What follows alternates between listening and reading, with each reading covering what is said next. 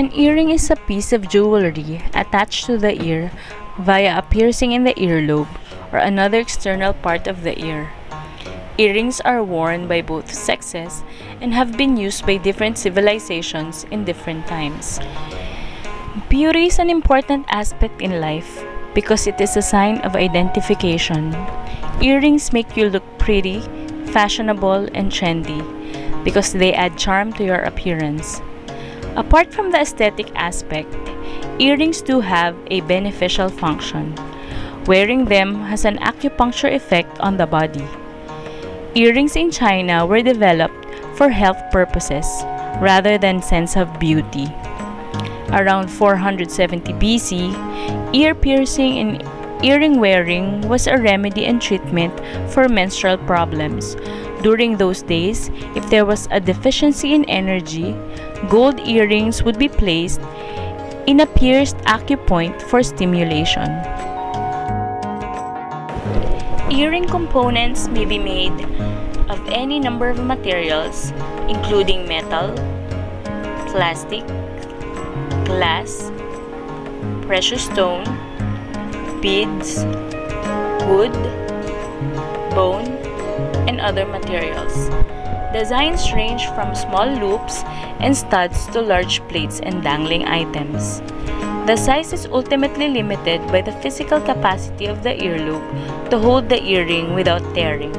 However, heavy earrings worn over extended periods of time may lead to stretching of the earlobe and the piercing. Evidences of wearing earrings around the world in the ancient times. Ear piercing is one of the oldest known forms of body modification, with artistic and written references from cultures around the world dating back to early history. Gold earrings, along with other jewelry made of gold, were found as early as 2600 BC in the Sumerian royal cemetery at Ur from the early dynastic period. Gold, silver, and bronze hoop earrings were prevalent in the Minoan civilization from 2000 to 1600 BC. And examples can be seen on frescoes on the Aegean island of Santorini, Greece. During the late Minoan and early Mycenaean periods of Bronze Age Greece, hoop earrings with conical pendants were fashionable. Early evidence of earrings worn by men can be seen in archaeological evidence from Persepolis in ancient Persia. The carved images of soldiers of the Persian Empire displayed on some of the surviving walls of the palace show them wearing an earring.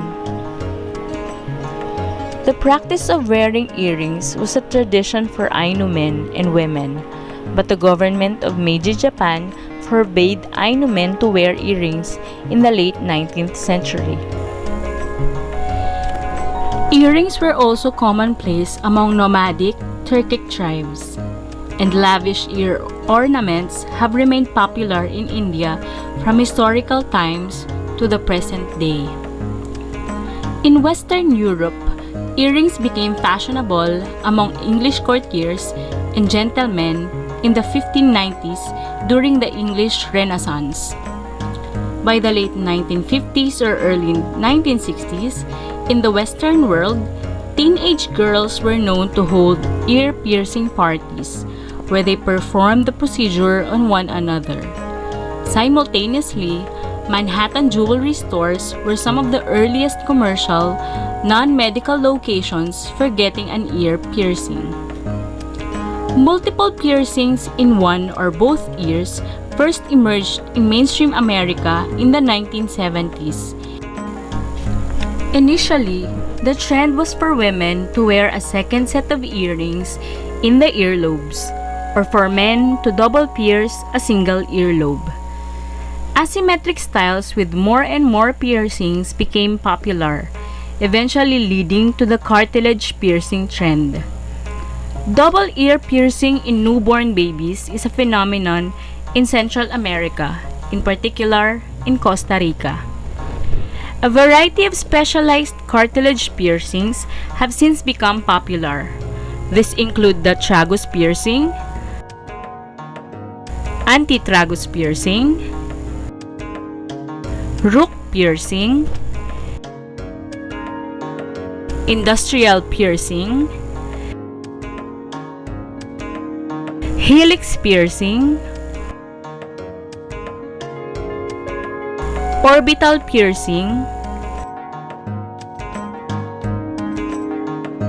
dithe piercing, and conch piercing. In addition, earlobe stretching, while common in indigenous cultures for thousands of years, began to appear in Western society in the 1990s and is now a fairly common sight. However, these forms of ear piercing are still infrequent compared to standard ear piercing.